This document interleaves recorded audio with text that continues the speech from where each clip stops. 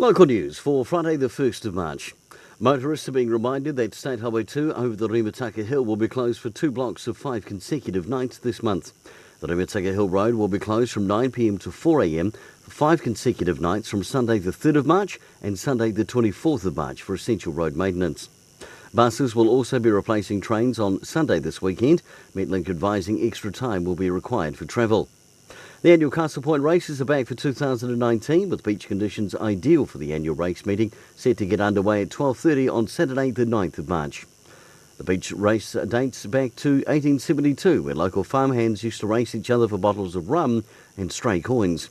And in sport, the Giants' Major B women are at home tomorrow in the softball against the Hutt City Ballers. The under-13s also at home, while the under-15s are away to Te Ara.